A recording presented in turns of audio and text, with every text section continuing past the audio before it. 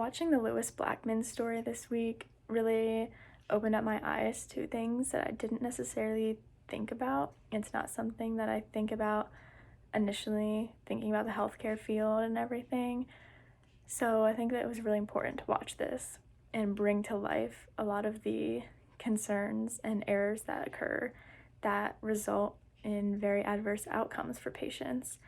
And it's a really tragic story that could have been avoided.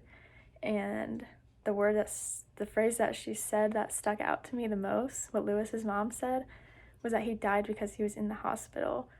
And if he wasn't in the hospital, then Lewis would still be alive.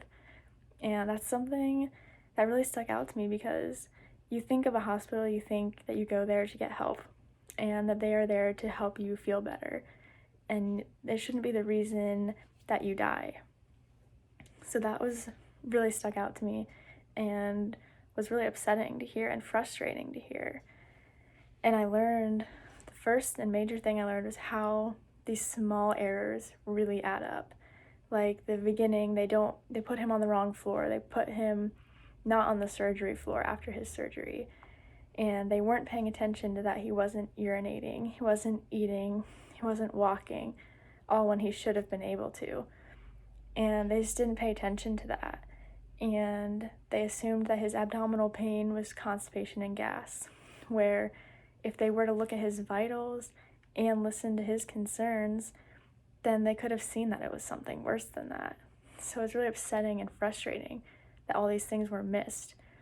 And the one that really just put it over the edge for me when I was watching was the blood pressure incident, when they couldn't find his blood pressure and they assumed it was the faulty equipment.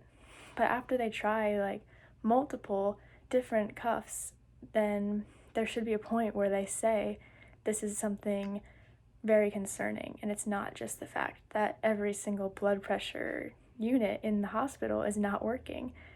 They should have at that point been able to see that it's something very concerning.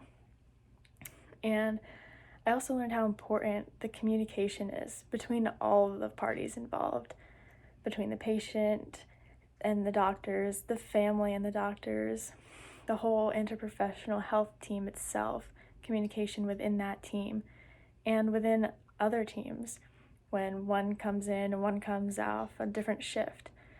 And the weekend staff, there shouldn't be nobody there on the weekend to look after patients because they can't control when things are happening. The weekend, life is still happening on the weekend. So there shouldn't be no staff there on the weekend to help. And the family needs to be listened to because they are the ones that are there all the time. And I didn't really realize that or think about that so much before this because I thought of more the doctors be coming up with the whole plan.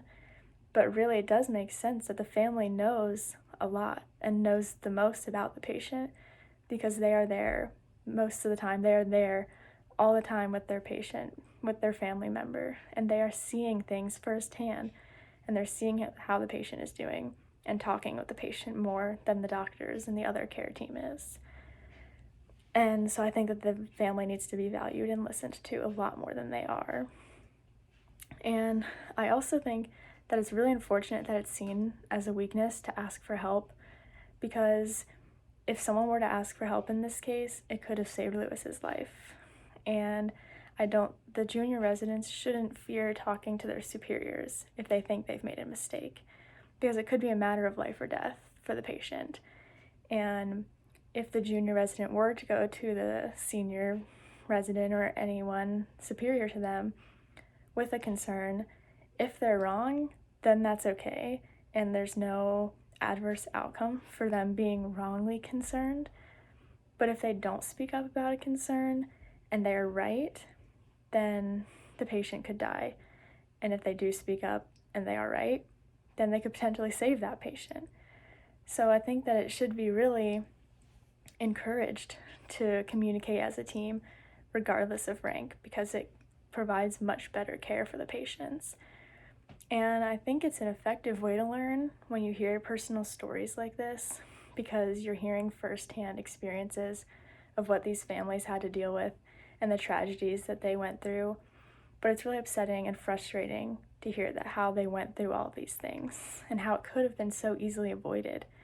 But I think that it's important to hear from these people, and I think it's amazing that they are speaking out about it to teach people so that whether it's healthcare professionals or anyone, can learn from these mistakes and take away valuable lessons from it. And me personally, I take away from this and want to change how I want to be able to stand up for when I think something is wrong.